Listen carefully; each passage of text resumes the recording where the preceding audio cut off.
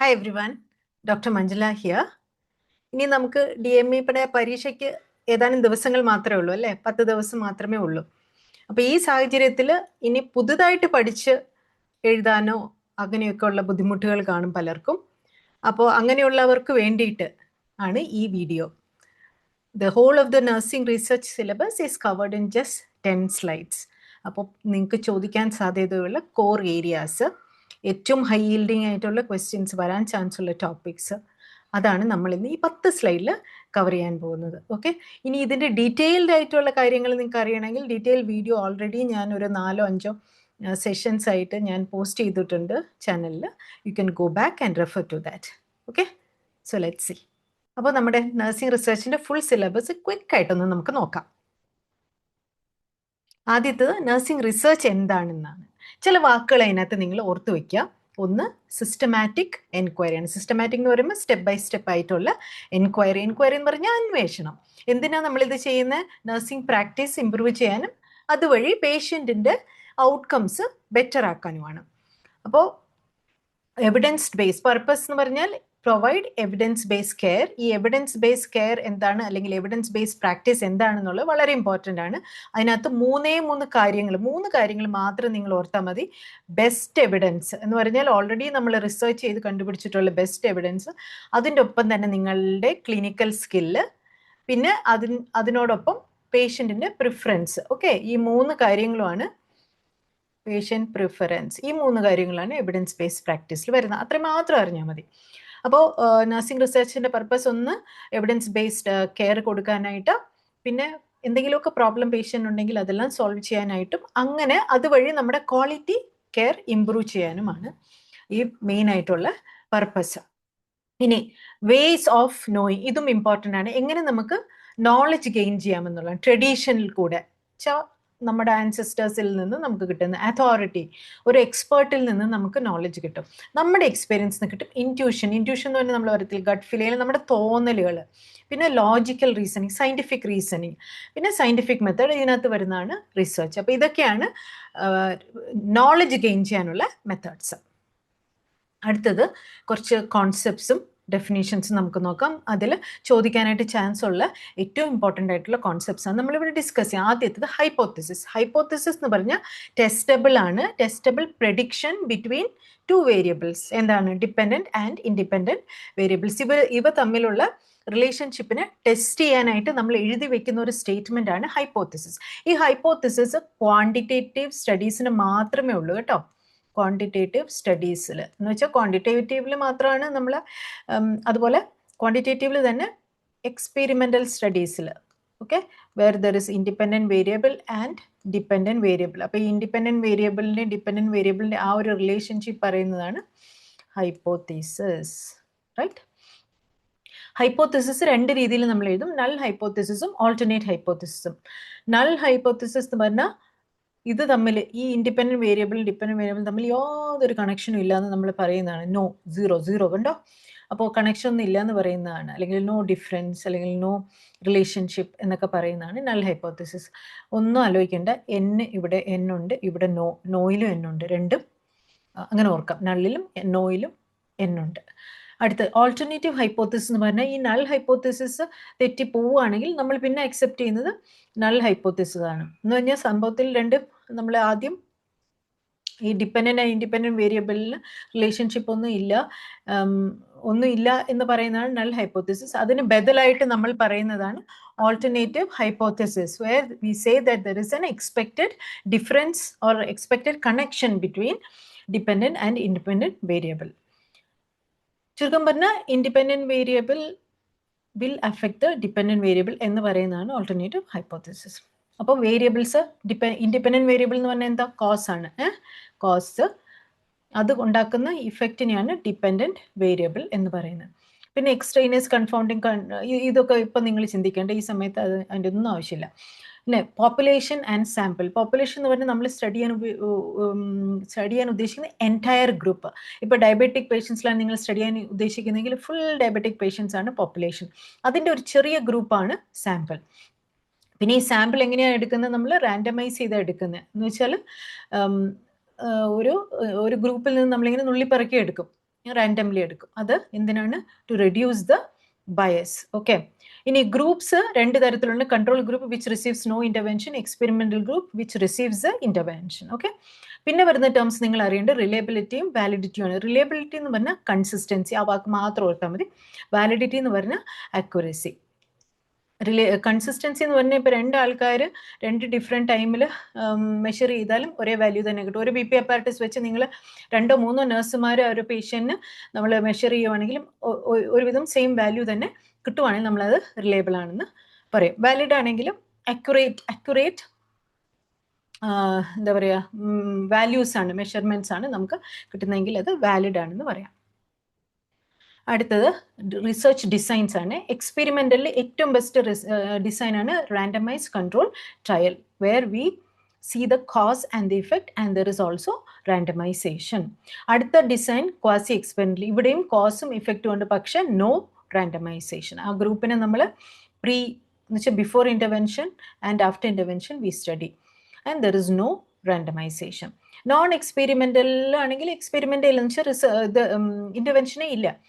അതിന് എക്സാമ്പിൾസ് ആണ് survey studies, observation studies. പിന്നെ ഡിസ്ക്രിപ്റ്റീവ് സ്റ്റഡീസ് ഉണ്ട്, which are also called as prevalence studies. ഒരു ഡിസീസിൻ്റെ പ്രിവലൻസ് ഒക്കെ പഠിക്കാൻ വേണ്ടിയിട്ട് നമ്മളിത് യൂസ് ചെയ്യുന്നത്. കോറിലേഷണൽ സ്റ്റഡി, കോ റിലേഷൻ എന്ന് പറഞ്ഞാൽ രണ്ട് വേരിയബിൾസ് തമ്മിലുള്ള റിലേഷൻഷിപ്പ് അല്ലെങ്കിൽ അസോസിയേഷൻ നോക്കാനാണ്. ഇവിടെ കോസും ഇഫക്റ്റും ഒന്നുമില്ല.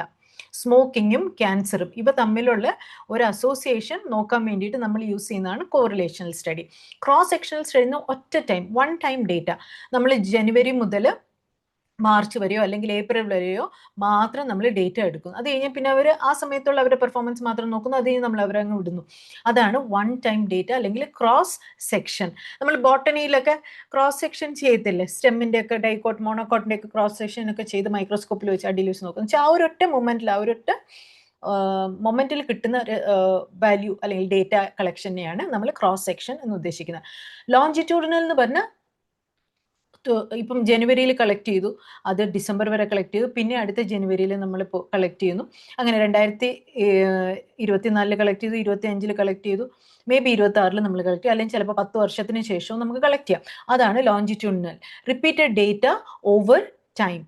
അടുത്തത് മെറ്റാ അനാലിസിസ്. മെറ്റാ അനാലിസിസ് എന്ന് പറഞ്ഞാൽ ആരൊക്കെയോ ചെയ്ത് വെച്ച കുറേ എക്സ്പെരിമെന്റൽ സ്റ്റഡീസിന്റെ റിസൾട്ട്സ് നമ്മുടെ കയ്യിലുണ്ട്. ആ റിസൾട്ട് എല്ലാം കൂടെ എടുത്ത് നമ്മൾ അനലൈസ് ചെയ്യുന്നതാണ് മെറ്റാ അനാലിസിസ്. അല്ലാതെ ഞാൻ വേറെ പോയി സ്റ്റഡി കണ്ടക്ട് ചെയ്യാൻ ഉദ്ദേശിക്കുന്നില്ല. ഞാൻ വേറെ പോയി പോപ്പുലേഷനെ കണ്ടുപിടിച്ച് സാമ്പിൾ എടുത്ത് സ്റ്റഡി കണ്ടക്ട് ചെയ്ത് അനാലിസിസ് ചെയ്ത് അങ്ങനെയല്ല.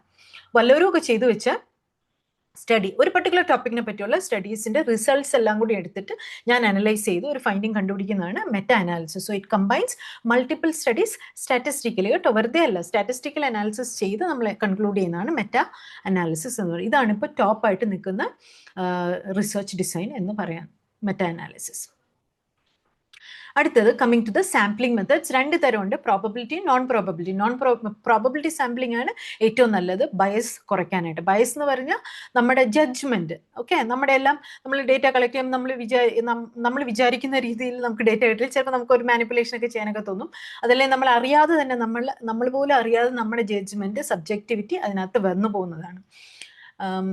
that is called bias. ആ ബയസ് ഇല്ലാതിരിക്കാനാണ് നമ്മൾ പ്രോബബിലിറ്റി സാമ്പിളിംഗ് മെത്തേഡ് യൂസ് ചെയ്യുന്നത്. എന്തൊക്കെയാണ് ഡിഫറെൻറ്റ് പ്രോബബിലിറ്റി സാമ്പിളിംഗ്? ഒന്ന് സിമ്പിൾ റാൻഡം സാമ്പിളിംഗ് എന്ന് പറഞ്ഞാൽ ലോട്ടറി മെത്തേഡ് ഇല്ലേ, അതെല്ലാവർക്കും അറിയില്ലേ. നമ്മൾ പേരൊക്കെ എല്ലാവരുടെയും പേര് എഴുതി ഒരു പാത്രത്തിലിട്ട് കുലുക്കി എടുത്തിട്ട് ഒരാളെ നമ്മൾ പിക്ക് ചെയ്തെടുക്കുന്നു, അവനാണ് ക്ലാസ് ലീഡർ എന്ന് പറയുന്നു അല്ലേ. അതാണ് ലോട്ടറി മെത്തേഡ്.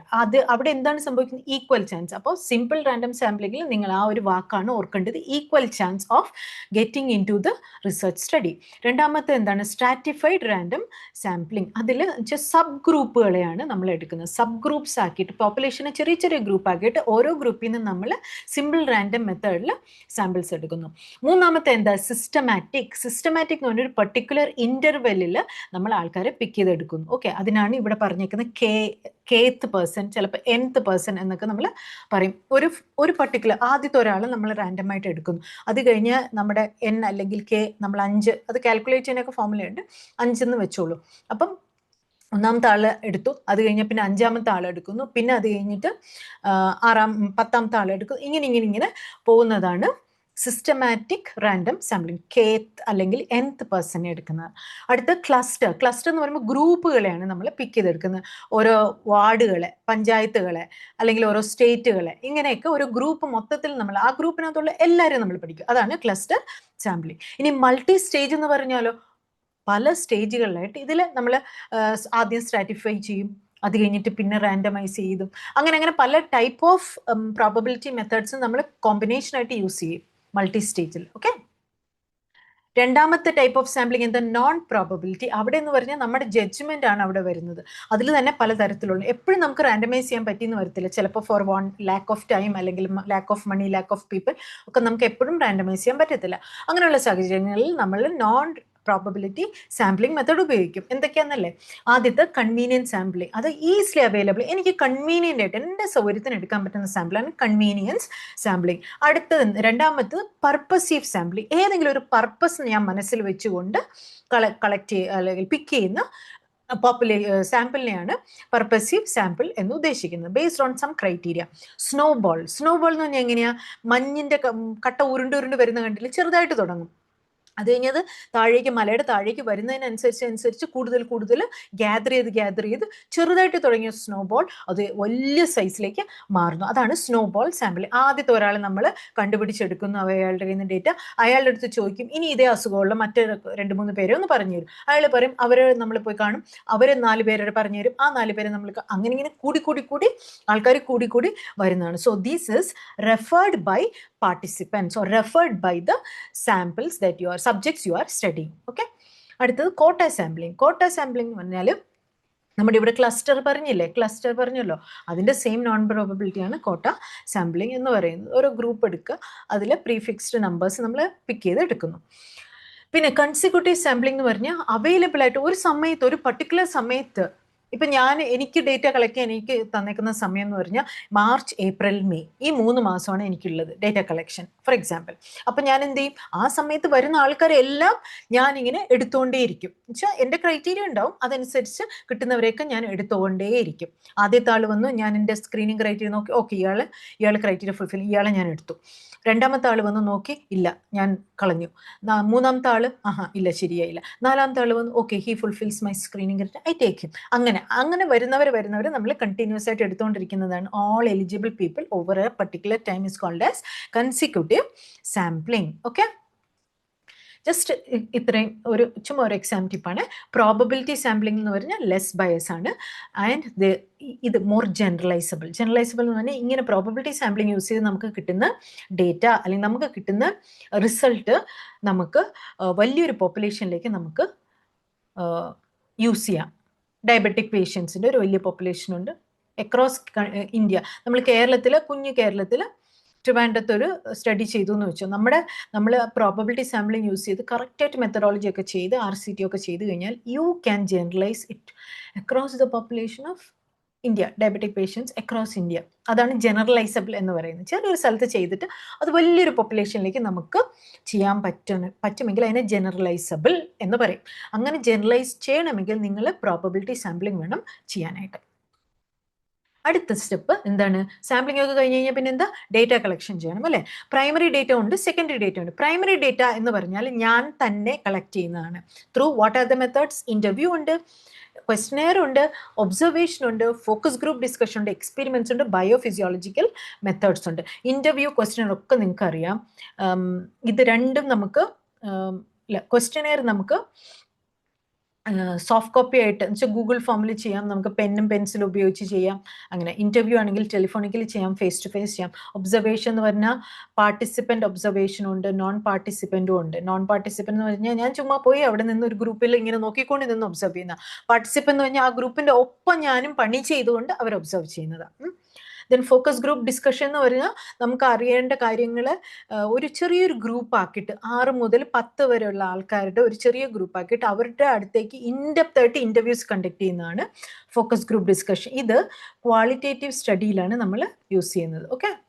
അടുത്ത എക്സ്പെരിമെൻറ്റ്സ് എല്ലാവർക്കും അറിയാം. ബയോഫിസിയോളജിക്കൽ നമ്മുടെ ഹീമോഗ്ലോബിന്, നമ്മുടെ BP, ഹൈറ്റ്, വെയിറ്റ്, പിന്നെന്താ, അങ്ങനെ ലാബ്, നമ്മുടെ ബയോളജി, നമ്മുടെ ആന്ത്രപ്പോളജിക്കൽ പാരാമീറ്റേഴ്സ്, പിന്നെ അതുപോലെ നമ്മുടെ ലാബ് ഇൻവെസ്റ്റിഗേഷൻസ്, ഇതൊക്കെ എടുത്ത് നമ്മൾ കളക്ട് ചെയ്യുന്ന ഡേറ്റ ആണ്. ഇപ്പൊ അനീമിയ, ഒരാൾക്ക് അനീമിയ ഉണ്ടെന്ന് പറഞ്ഞാൽ നമ്മൾ എങ്ങനെ പറയും അയാൾക്കൊണ്ട് ഹീമോഗ്ലോബിൻ ചെക്ക് ചെയ്താൽ അറിയാം അല്ലേ?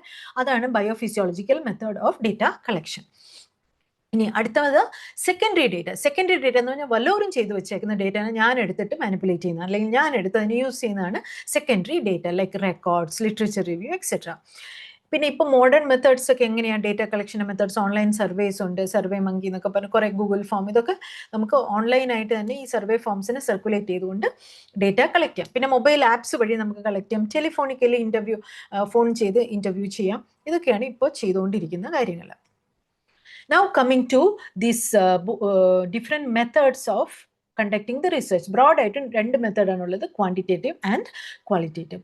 ക്വാളിറ്റേറ്റീവിൽ എന്താണ്? നമ്പേഴ്സ് ആണ് കേട്ടോ. ക്വാണ്ടിറ്റേറ്റീവ് ഓക്കെ, ക്വാളിറ്റേറ്റീവ് ആദ്യം ക്വാളിറ്റേറ്റീവ് പറയാം. ക്വാളിറ്റേറ്റീവിൽ എന്താണ്? വേർഡ്സ് ആണ് എന്ന് പറഞ്ഞാൽ സബ്ജക്ട്സ് പറയുന്നത്, നറേഷൻസ് ഒന്നും പറയും കേട്ടോ.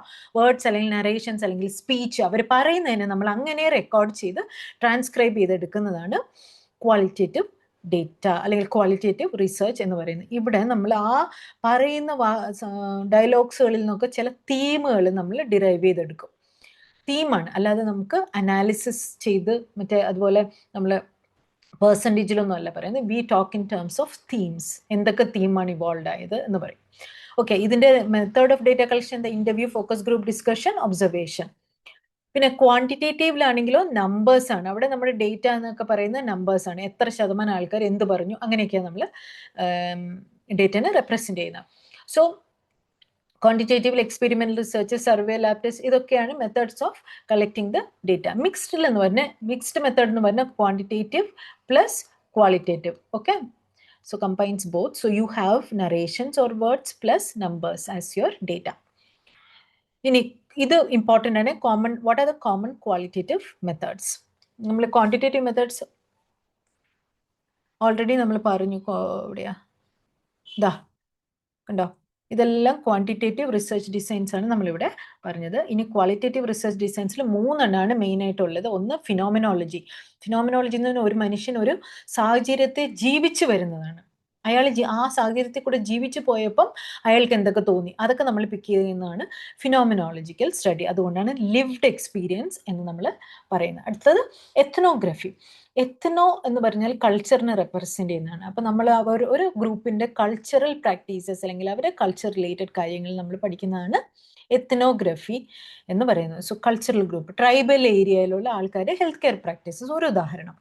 മൂന്നാമത്തെ ക്വാളിറ്റേറ്റീവ് റിസർച്ച് മെത്തഡോളജി എന്ന് പറയുന്നത് ഗ്രൗണ്ടഡ് തിയറിയാണ്. ഈ പേരിൽ തന്നെ ഉണ്ടല്ലോ തിയറി. എന്താ പർപ്പസ്? തിയറി ബിൽഡ് ചെയ്യുക എന്നുള്ളതാണ്. നമ്മുടെ വെർജീനിയ ഹെൻഡേഴ്സന്റെയും ബെറ്റി ന്യൂമന്റെയും ഒക്കെ തിയറികളൊക്കെ അവർ ഇങ്ങനത്തെ പരിപാടികളിലൂടെയാണ് ഉണ്ടാക്കിയത്. അപ്പോൾ ന്യൂ തിയറി നിങ്ങൾക്കും ബിൽഡ് ചെയ്യണമെങ്കിൽ ഈ ഗ്രൗണ്ടഡ് തിയറി റിസർച്ച് കണ്ടക്ട് ചെയ്താൽ മതി. അപ്പോൾ ഇതാണ് in general qualitative and quantitative research. അപ്പോൾ റിസർച്ച് ഒക്കെ കഴിഞ്ഞ് ഇനി എന്ത് ചെയ്യണം? നമുക്ക് ഡേറ്റ കിട്ടി, ഡേറ്റ അനലൈസ് ചെയ്യണം അല്ലേ? അപ്പോൾ അനാലിസിസിൽ കുറച്ച് കാര്യങ്ങൾ ഇത് ഭയങ്കര ഇമ്പോർട്ടൻ്റ് ആണ്. സ്കെയിൽസ് ഓഫ് മെഷർമെന്റ് എന്ന് പറയുന്നത് എന്തൊക്കെയാണ്? Scales of measurement nominal, ordinal, interval, ratio. Nominal എന്ന് പറഞ്ഞാൽ കാറ്റഗറീസ് ആണ്. അവിടെ ഒരു എക്സാമ്പിളൊക്കെ പഠിച്ചു വെച്ചാൽ നിങ്ങൾക്ക് മനസ്സിലാവും. ജെൻഡർ എന്ന് പറയുമ്പോൾ നമ്മൾ എന്താ മെയിൽ ഫീമെയിൽ എന്ന് പറയും അല്ലേ? അതൊരു കാറ്റഗറിയാണ്. അവിടെ നമ്പർ ഇപ്പം നമ്മൾ എന്താ പറയുക, നെയിം അങ്ങനെ ഓർത്താൽ മതി. നോമിനൽ എന്ന് പറഞ്ഞാൽ നെയിമിംഗ് ആണ്, നെയിംസ് ആണ്. മെയിൽ, ഫീമെയിൽ, ബോയ്, ഗേൾ, അങ്ങനെ blood group AB, O positive, അങ്ങനെയൊക്കെ പറയുന്നതാണ് നോമിനൽ ഡേറ്റ. നെയിംസ് ആണ് അവിടെ ഉള്ളത്. Okay, so or categories. അടുത്ത ഓർഡിനൽ എന്ന് പറഞ്ഞൊരു ഓർഡർ ഉണ്ട്. ഇതിലും ഓർഡർ അല്ലെങ്കിൽ rank order. First rank, second rank, third rank എന്ന് പറയത്തില്ല. നമ്മളിപ്പം ഫോർ എക്സാമ്പിൾ പെയിൻ നമ്മൾ എന്താ പറയുക, ഒരു സ്കെയിൽ ഓഫ് 1 to 10 നിങ്ങൾക്ക് എവിടെയാണ് പെയിൻ നിൽക്കുന്നത്? 7 ആണോ? അപ്പം നമ്മൾ പറയും 7 on 10 എന്ന് പറയും അല്ലേ? So that is ordinal ranking. Interval എന്ന് പറഞ്ഞാൽ ഇന്റർവെൽസ്, ഒരു ഈക്വൽ ഇന്റർവെൽസ്, ഗ്യാപ്പുകളിൽ നമ്മൾ പറയുന്നത്. ഇതിനകത്ത് ഏറ്റവും ഇമ്പോർട്ടൻ്റ് ആയിട്ട് ഒരൊറ്റ പോയിന്റ് നിങ്ങൾ ഓർത്താൽ മതി, ഇത് നോ സീറോ കേട്ടോ. അതിൻ്റെ ഡെപ്തിലോട്ടൊന്നും പോകണ്ട. ഇന്റർവെൽ ഡേറ്റയിൽ no zero, there is no true zero ആണ്. ഇനി റേഷ്യോ മെഷർമെന്റിലാണ് there is a true zero. For example weight, BP എന്നൊക്കെ പറഞ്ഞു കഴിഞ്ഞാൽ വെയിറ്റ് ട്രൂ, 0 എന്ന് പറഞ്ഞു കഴിഞ്ഞാൽ ദാറ്റ് ഇസ് ട്രൂ സീറോ ആണ് അവിടെ ഉള്ളത്, അബ്സല്യൂട്ട് അല്ല, ട്രൂ സീറോ. അപ്പോൾ റേഷ്യോയിൽ നമുക്ക് ട്രൂ സീറോ ഉണ്ട്. ഇൻ്റർവൽ റേഷ്യോ ഒരുപോലെ തന്നെയാണുള്ളത്, പക്ഷേ ഇൻ്റർവൽ ഡേറ്റയിൽ നോ ട്രൂ സീറോ. റേഷ്യോ മെഷർമെൻറ്റിൽ ഡേറ്റ അല്ല മെഷർമെൻറ്റ്, റേഷ്യോ മെഷർമെൻറ്റിൽ ട്രൂ സീറോ ഉണ്ട്. ഈ 2 പോയിന്റ് മാത്രം രണ്ടിനും പഠിച്ചാൽ മതി. അടുത്തത് മെഷർമെൻറ്റ്സിൽ പറയുമ്പോൾ നമുക്ക് മെഷേഴ്സ് ഓഫ് സെൻട്രൽ ടെൻഡൻസി ഉണ്ട്, മെഷേഴ്സ് ഓഫ് ഡിസ്പേർഷൻ ഉണ്ട്. മെഷേഴ്സ് ഓഫ് സെൻട്രൽ ടെൻഡൻസി എന്ന് പറഞ്ഞാൽ ആ സെൻട്രൽ ടെൻഡൻസി മിഡ് പോയിന്റ്സ് എങ്ങനെയാണ് നമ്മൾ ഡേറ്റ സെറ്റിൽ പറയുന്നത്. മീൻ, മീഡിയൻ, മോഡ്. ഇതാണ് മീൻ എന്ന് പറഞ്ഞാൽ എല്ലാവർക്കും അറിയില്ല, ആവറേജ് എന്ന് പറയുന്നത്. മീഡിയൻ എന്ന് പറഞ്ഞാൽ നമ്മൾ ഡേറ്റാനെ അസെൻഡിങ് ഓർ ഡിസെൻഡിങ് ഓർഡറിലാക്കുമ്പോൾ മിഡിലിൽ വരുന്ന ഒബ്സർവേഷനാണ് മീഡിയൻ. മോഡ് എന്ന് പറഞ്ഞാൽ മോസ്റ്റ് ഫാഷനബിൾ നമ്പർ എന്ന് നമ്മൾ പറയുന്നത് വെച്ചാൽ മോസ്റ്റ് റിപ്പീറ്റഡ് നമ്പർ. ഡേറ്റ സെറ്റിൽ ഏറ്റവും കൂടുതലായിട്ട് റിപ്പീറ്റ് ചെയ്ത് വരുന്ന നമ്പറാണ് mode. Dispersion, range, standard deviation, interquartile range. അപ്പോൾ ഇത് ഡിസ്പേർഷൻ എന്ന് പറഞ്ഞാൽ ഒരു എത്ര സെൻറ്റർ വാല്യൂവിൽ നിന്ന് എത്ര പുറത്തേക്ക് പോകുന്നു, എത്ര ഡൈവേർട്ടഡ് ആകുന്നു ഡേറ്റ സെറ്റ്, അതാണ് മെഷേഴ്സ് ഓഫ് ഡിസ്പേർഷൻ. അടുത്തതിന് അപ്പോൾ ഡേറ്റനെ പിന്നെ നമുക്ക് റെപ്രസെൻറ്റ് ചെയ്യാൻ കുറേ മെത്തേഡ്സ് ഉണ്ട്. യൂഷ്വലി നമ്മൾ ഗ്രാഫിക്കലിയാണ് അതിനെ റെപ്രസെൻറ്റ് ചെയ്യുന്നത്. കിട്ടിയ ഡേറ്റനെ pie and bar is use. ഞാൻ ഓരോന്നിൻ്റെ ഡീറ്റെയിൽ ആയിട്ട് പോകുന്നില്ല. പൈ എന്ന് പറഞ്ഞാൽ ഇങ്ങനെ ഒരു കേക്ക് അല്ലെങ്കിൽ പിസ്സ ഒക്കെ കട്ട് ചെയ്യുമ്പോൾ ഉണ്ടാവുന്നില്ല, പിസ്സയുടെ ഒരു ഷേപ്പിലാണ്, അതാണ് പൈ എന്ന് പറയുന്നത്. ബാർ എന്ന് പറഞ്ഞാൽ ഇങ്ങനത്തെ മറ്റേ കള്ളു കുടിക്കുന്ന ബാറല്ല, ഇതാ ഇങ്ങനെ ഉണ്ടാവും. ഡേറ്റ ഇങ്ങനെ റെപ്രസെൻറ്റ് ചെയ്യുന്നതാണ് ബാർ. ഓക്കെ, അത് രണ്ടും കാറ്റഗോറിക്കൽ ഡേറ്റാനെ റെപ്രസെൻറ്റ് ചെയ്യുന്നത് വെച്ചാൽ അതാ ഇതുപോലത്തെ ഡേറ്റ, കാറ്റഗറീസ് ആയിട്ടുള്ള ഡേറ്റാനെ റെപ്രസെൻറ്റ് ചെയ്യുന്നതിനാണ് പൈയും ബാറും ഉപയോഗിക്കുന്നത്. അടുത്ത എന്താ, ഹിസ്റ്റോഗ്രാം അല്ലേ. ഹിസ്റ്റോഗ്രാം അല്ലെങ്കിൽ ലൈൻ ഡയഗ്രാംസ് ഒക്കെ കണ്ടിന്യൂസ് ഡേറ്റാനെ റെപ്രസെൻറ്റ് ചെയ്യാനാണ്. പിന്നെ ബോക്സ് പ്ലോട്ട് ഒക്കെ to understand the spread of data. And scatter plot is for correlation. Okay, ഇതൊക്കെയാണ് മെയിനായിട്ട് നമ്മൾ യൂസ്. ഒത്തിരിയും ഗ്രാഫ്സ് വേറെ ഉണ്ട്, ബട്ട് മെയിനായിട്ടുള്ള ഇതൊക്കെ തന്നെയാണ്. നിങ്ങൾക്ക് ചോദിക്കാൻ സാധ്യതയുള്ളതും ഇതാണ്. കാറ്റഗോറിക്കൽ ഡേറ്റ ആണ്. നിങ്ങളെങ്ങനെ റെപ്രസെൻറ്റ് ചെയ്യും, കണ്ടിന്യൂസിനെ എങ്ങനെ റെപ്രസെൻറ്റ് ചെയ്യും, അങ്ങനെയൊക്കെ ചോദിക്കാൻ പറ്റുള്ളൂ അതിനകത്ത്. അടുത്തത് സ്റ്റാറ്റിസ്റ്റിക്കൽ ടെസ്റ്റ്, പാരാമെട്രിക്കും നോൺ പാരാമെട്രിക്കും. പാരാമെട്രിക് എന്ന് പറയുന്നത് നമ്മുടെ നോർമൽ ഡേറ്റ തന്നെയാണ്, എന്ന് വെച്ചാൽ നമ്മൾ റാൻഡമൈസ് ചെയ്ത്. ഓക്കെ, ഇത് ഇവിടെ നോർമൽ ഡേറ്റ എന്ന് പറഞ്ഞാൽ നമ്മൾ ഉദ്ദേശിക്കുന്നത് നമ്മൾ റാൻഡമൈസ് ചെയ്ത് എടുക്കുമ്പോൾ, റാൻഡംലി സെലക്ട് ചെയ്ത് എടുക്കുമ്പോൾ നമുക്ക് ഡേറ്റ നോർമലായിട്ട് തന്നെ കിട്ടും. നോർമൽ ഡേറ്റ എന്ന് പറയുന്ന ഡേറ്റ സെറ്റ് ഇതാ ഇങ്ങനത്തെ ഒരു ബെൽ ഷേപ്ഡ് കർവിൽ കിട്ടുവാണെങ്കിൽ നമ്മൾ നോർമൽ ഡേറ്റ എന്ന് പറയുന്നത് വെച്ചാൽ maximum observation lies here and few outliers, അല്ലെങ്കിൽ ഇതിനെ ഔട്ട്ലയേഴ്സ് എന്ന് പറയുന്നത്. ഫ്യൂ സ്പ്രെഡ്, ഭയങ്കര വാല്യൂ ഡിഫറൻസ് വരുന്നവരാണ് ഈ ഔട്ട്ലയേഴ്സ് എന്ന് ഉദ്ദേശിക്കുന്നത്. അപ്പോൾ മെജോറിറ്റി വാല്യൂസ് ഈ ഒരു ഏരിയക്കകത്ത് തന്നെ ഉണ്ടാവും. ബെൽ ഷേപ്ഡ് കർവ് ആണ്. This is called as normal data. അപ്പോൾ ഈ നോർമൽ ഡേറ്റ എങ്ങനെ കിട്ടും, നമുക്ക് റാൻഡമൈസേഷനിൽ കൂടെയാണ് നമുക്ക് നോർമൽ ഡേറ്റ കിട്ടുന്നത്. അങ്ങനെയുള്ള ഡേറ്റാനെ മാത്രമേ നമുക്ക് പാരാമെട്രിക് ടെസ്റ്റ് വഴി അനലൈസ് ചെയ്യാൻ പറ്റുകയുള്ളൂ. 2 തരത്തിലുള്ള ടി ടെസ്റ്റ് ഉണ്ട്, ഇൻഡിപെൻഡൻറ്റിയും പെയർഡും. പിന്നെ അനോവ ഉണ്ട്, പിയേഴ്സൺസ് കോറിലേഷൻ കോഎഫിഷ്യൻ്റ് ഉണ്ട്. ഇതൊക്കെ കോറിലേഷൻ ഐഡൻറ്റിഫൈ ചെയ്യാനാണ്. ഇത് multiple means, more than 2 means ആണെങ്കിൽ നമ്മൾ അനോവ യൂസ് ചെയ്യും. പിന്നെ ടി ടെസ്റ്റ് ഒരു ഗ്രൂപ്പിന് ഇൻഡിപെൻഡൻറ്റും പെയർഡ് ടി ടെസ്റ്റും ഇൻഡിപെൻഡൻറ്റ് ടി ടെസ്റ്റും ഉണ്ട്. അപ്പോൾ 2 ഗ്രൂപ്പുകളുടെ മീൻ ടെസ്റ്റ് ചെയ്യാനാണ് ടി ടെസ്റ്റ് യൂസ് ചെയ്യുന്നത്. അതിൽ കൂടുതൽ ഗ്രൂപ്പുകളുടെ മീൻ ചെക്ക് ചെയ്യണമെങ്കിൽ നമ്മൾ അനോവനെ യൂസ് ചെയ്യും. ഓക്കെ, ഇതിൻ്റെയൊക്കെ ഡീറ്റെയിൽസൊക്കെ നമ്മൾ ഡീറ്റെയിൽ ആയിട്ട് വേറെ വീഡിയോയിൽ കൊടുത്തിട്ടുണ്ട്. ചാനലിൽ 4-5 സെഷൻസ് ആയിട്ട് വീഡിയോസ് ആയിട്ട് കൊടുത്തിട്ടുണ്ട്. U can go there. ഇതിൽ ഏതെങ്കിലും ടോപ്പിക്ക് നിങ്ങൾക്ക് മനസ്സിലായിട്ടില്ല വെച്ചാൽ U can go back and check on it. അടുത്തത് നോൺ പാരാമെട്രിക് ടെസ്റ്റ്. ഇതിൻ്റെയൊക്കെ എന്താ പറയുക, സിമിലർ ആയിട്ട് തന്നെ ഇപ്പോഴത്തെ നമുക്ക് നോൺ പാരാമെട്രിക് ടെസ്റ്റും അവൈലബിൾ ആണ്. എന്ന് പറഞ്ഞാൽ നമ്മളിപ്പം റാൻഡമൈസ് ചെയ്യാൻ പറ്റിയില്ല, നോൺ റാൻഡമൈസ്ഡ് ടെക്നിക്ക് ഉപയോഗിച്ചാണ് നമ്മൾ ഡേറ്റ കളക്ട് ചെയ്യുന്നത് എങ്കിൽ നമ്മൾ ഈ നോൺ പാരാമെട്രിക് മെത്തേഡ്സ് യൂസ് ചെയ്യും. ലൈക്ക് കൈ സ്ക്വയർ, മാൻ ബിറ്റ്നി, വിൽകോക്സൺ, സ്പിയർമാൻസ് റോ, ഇതൊക്കെ. ഓക്കെ, അടുത്തത് എത്തിക്സിനെ പറ്റി കുറച്ച് പറഞ്ഞോട്ടെ. എത്തിക്സിൽ നമുക്ക് കുറേ പ്രിൻസിപ്പിൾസ് ഉണ്ട്. ഇത്രയാണ് എത്തിക്സിൽ നമ്മൾ അപ്ലൈ ചെയ്യേണ്ടത്. ഓട്ടോണമി, അതിലൊന്നാണ് ഓട്ടോണമി. ഓട്ടോണമി എന്ന് പറഞ്ഞാൽ പേഷ്യൻറ്റിന് സബ്ജക്ട്സിന് ചോയ്സ് ഉണ്ട്. അവർക്ക് നിങ്ങളുടെ റിസർച്ചിൽ കോപ്പറേറ്റ് ചെയ്യാം, cooperate ചെയ്യാതിരിക്കാം. Okay, so that's why we always have to take informed consent. അപ്പോൾ informed consent follows the principle of autonomy. അങ്ങനെയാണ് നിങ്ങൾക്ക് ചോദ്യം ചോദിക്കുക. ഓക്കെ, ഇൻഫോംഡ് കൺസെൻറ്റ് എന്ന് പറയുന്നത് ഏത് എത്തിക്കൽ പ്രിൻസിപ്പലിനെയാണ് ഫോളോ ചെയ്യുന്നത്? That is autonomy. അടുത്തത് ബെനിഫിഷ്യൻസ്. ബെനിഫിഷ്യൻ എന്ന് പറഞ്ഞാൽ നല്ലതേ ചെയ്യാൻ പാടുള്ളൂ, ബെനിഫിറ്റ് മാത്രമേ നിങ്ങൾ ചെയ്യാൻ പാടുകയുള്ളൂ. So do good. Okay, non maleficence. Mal എന്ന് പറഞ്ഞാൽ ശരിയില്ല അല്ലേ? Non, no, don't do any unnecessary harm for the subjects. Patients എന്നല്ല, സബ്ജക്ട്സ് എന്നാണ് നമ്മൾ പറയുന്നത് റിസർച്ചിൽ, അല്ലെങ്കിൽ പാർട്ടിസിപ്പൻസ് എന്ന് പറയാം. സോ നോൺ മാലഫിഷ്യൻസ് എന്ന് പറഞ്ഞാൽ ഹാം ഇല്ലാതെ, അവർക്ക് ദ്രോഹമൊന്നും ഉണ്ടാക്കണ്ട. ജസ്റ്റിസ് എന്ന് പറഞ്ഞാൽ എന്താ? ഈക്വൽ ആയിട്ട് എല്ലാവരെയും ഫെയർ ആയിട്ട് ട്രീറ്റ് ചെയ്യാന്നുള്ള. കോൺഫിഡൻഷ്യാലിറ്റി എന്ന് പറഞ്ഞാൽ വെറുതെ അനാവശ്യമായിട്ട് സബ്ജക്ട്സിൻ്റെ ഡേറ്റ നമ്മൾ ആരോടും ഡിസ്ക്ലോസ് ചെയ്യാൻ പാടില്ല, പ്രൈവസി. വെറേസിറ്റി എന്ന് പറഞ്ഞാൽ സത്യം മാത്രം എന്ന് പറഞ്ഞാൽ കളത്തരത്തിൽ നമ്മൾ എക്സ്പ്ലെയിൻ ചെയ്ത് ഇൻഫോംഡ് കൺസെൻറ്റ് എടുക്കരുത്, നെവർ ഡു ദാറ്റ്. വെറേസിറ്റി എന്ന് പറഞ്ഞാൽ ട്രൂത്ത്. അതുപോലെ ഫിഡിലിറ്റി എന്ന് പറഞ്ഞാൽ കീപ്പിംഗ് അപ്പ് ദ പ്രോമിസസ്. ഞാനിത് ചെയ്യാം, നിങ്ങൾ ഈ റിസർച്ചിൽ പാർട്ടിസിപ്പേറ്റ് ചെയ്ത് കഴിഞ്ഞാൽ നിങ്ങൾക്ക് ഈ പർട്ടിക്കുലർ ഡ്രഗ് അടുത്ത 1 വർഷം ഫ്രീ ആയിട്ട് ഞാൻ തരുന്നതായിരിക്കും എന്ന് പറയുമ്പോൾ ഞാൻ അവരൊക്കെ ഒരു കാര്യം പ്രോമിസ് ചെയ്യുക, അത് ആ പ്രോമിസ് ഞാൻ കീപ്പ് ചെയ്യുവാണെങ്കിൽ ആണ് അതിന് ഫിഡിലിറ്റി എന്ന് പറയുന്നത്. Okay, so these are the ethical principles that we have to follow in research. ഇതുകൂടാതെ വേറൊരു കാര്യം കൂടിയുണ്ട്. നമ്മൾ റിസർച്ച് ചെയ്യുമ്പോൾ എപ്പോഴും IRB അല്ലെങ്കിൽ ഇൻസ്റ്റിറ്റ്യൂഷണൽ എത്തിക്കൽ കമ്മിറ്റി, ഇൻസ്റ്റിറ്റ്യൂഷണൽ എത്തിക്കൽ കമ്മിറ്റിയുടെയും ഇന്റേണൽ റിസർച്ച് റിവ്യൂ ബോർഡിൻ്റെയും എന്താ പറയുക കൺസെൻറ്റ് നമുക്ക് അവർ റിവ്യൂ ചെയ്ത് അവരുടെ അപ്രൂവൽ നമുക്ക് കിട്ടണം. ഓക്കെ, IRBയും IECയും ഓരോ ഇൻസ്റ്റിറ്റ്യൂഷനിൽ ഉണ്ടാവും. അതിൻ്റെ അപ്രൂവൽ കിട്ടിക്കഴിഞ്ഞാൽ മാത്രമേ നമുക്ക് റിസർച്ചുമായിട്ട് മുന്നോട്ട് പോകാൻ പാടുള്ളൂ. Okay, yes, this is one important thing you have to keep in mind. ഈ ഹോൾ സ്ലൈഡിൻ്റെ ഒരു ജിസ്റ്റാണിത്. ഇൻഫോംഡ് കൺസെൻറ്റ് എന്ന് പറയുന്നത് നമ്മൾ 2 പ്രിൻസിപ്പിളാണ് ഇവിടെ, ഓട്ടോണമിയും വെറേസിറ്റിയും നമ്മൾ ഫോളോ ചെയ്യണം.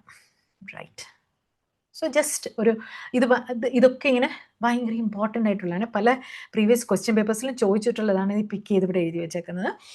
പി വാല്യൂ എന്താണ്? പി വാല്യൂവിൽ if it is less than 0.05 it is called as significant. പിന്നെ സെൻസിറ്റിവിറ്റിയും സ്പെസിഫിസിറ്റിയും എന്താണ്? സെൻസിറ്റിവിറ്റി എന്ന് പറഞ്ഞാൽ ട്രൂ പോസിറ്റീവ്സ് തന്നെയാണ് നമ്മൾ ഒരു എന്താണ് ഒരു ടൂൾ യൂസ് ചെയ്യുമ്പോൾ നമുക്ക് വീൽസേ അല്ലെങ്കിൽ ഒരു method of measurement is highly sensitive എന്ന് പറഞ്ഞാൽ അത് ട്രൂ പോസിറ്റീവ്സിനെ, യഥാർത്ഥത്തിലുള്ള പോസിറ്റീവ്സിനെ ഡിറ്റക്ട് ചെയ്യാൻ കഴിയുമെങ്കിൽ നമ്മൾ പറയും ആ ഇൻസ്ട്രുമെൻ്റ് അല്ലെങ്കിൽ ആ tool is sensitive, has sensitivity എന്നാണ് നമ്മൾ പറയുക. സ്പെസിഫിസിറ്റി എന്ന് പറഞ്ഞാൽ when you are able to detect true negatives, they are negative and we are truly detecting it, it is called specificity. പിന്നെ ഓഡ്സ് റേഷ്യോ റിലേറ്റീവ് റിസ്ക് എന്നൊക്കെ പറഞ്ഞിട്ടുള്ള concepts ഇതൊക്കെ detail ആയിട്ട് മറ്റേ വീഡിയോസിലുണ്ട്. ജസ്റ്റ് ഇത്രയും മാത്രം ഓർത്താൽ മതി. നമ്മളിപ്പം ഇന്നത്തെ ഇത് കൺസൈസ് റിവിഷൻ ക്ലാസ് ആണ്, അതുകൊണ്ടാണ് ഞാൻ ഇതിൻ്റെ ഒന്നും ഡീറ്റെയിലോട്ടൊന്നും പോകുന്നില്ല. നിങ്ങൾക്ക് ഓർക്കാനുള്ള ഈ ഒറ്റ പോയിന്റുകൾ കാണാൻ പഠിച്ചു വെച്ചോളാം. ഓഡ്സ് റേഷ്യോ അല്ലെങ്കിൽ റിലേറ്റീവ് റിസ്ക്, ഇത് രണ്ട് കോൺസെപ്റ്റ്സ് ആണ്, 2 സാധനങ്ങളാണ്. പക്ഷെ അതിൻ്റെ രണ്ടിൻ്റെയും വാല്യൂ, ഇപ്പോൾ odds ratio is more than 1 എന്ന് പറഞ്ഞാൽ ഇൻക്രീസ് റിസ്ക് എന്നർത്ഥം. Relative risk is more than 1 എന്ന് പറഞ്ഞാലും ഇൻക്രീസ് റിസ്ക് തന്നെയാണ്. അടുത്ത ടൈപ്പ് 1 എറർ. ടൈപ്പ് 1 എറർ എന്ന് പറഞ്ഞാൽ ഫാൾസ് പോസിറ്റീവ് ആണ്. ആ സമയത്ത് അതിൻ്റെ അർത്ഥം എന്ന് പറഞ്ഞാൽ നമ്മുടെ നൾ ഹൈപ്പോത്തസിസ് ഉണ്ടല്ലോ, H0 എന്ന് പറഞ്ഞാൽ നൾ ഹൈപ്പോത്തസിസ് ആണ്. നൾ ഹൈപ്പോത്തസിസിന് നമ്മൾ തെറ്റായി അതിനെ റിജക്റ്റ് ചെയ്യുന്നു, അതാണ് ടൈപ്പ് 1 എറർ അല്ലെങ്കിൽ ഫാൾസ് പോസിറ്റീവ്. ഇനി ടൈപ്പ് 2 എറർ എന്ന് പറഞ്ഞാൽ ഫാൾസ് നെഗറ്റീവ് എന്ന് പറഞ്ഞാൽ നമ്മൾ ആ നൾ ഹൈപ്പോത്തസിസിനെ ഫെയിൽ ടു റിജക്റ്റ്. ശരിക്കും നമ്മൾ റിജക്റ്റ് ചെയ്യേണ്ടതാണ് നൾ ഹൈപ്പോത്തസിസിനെ. നൾ ഹൈപ്പോത്തസിസ് എന്താ പറയുന്നത്?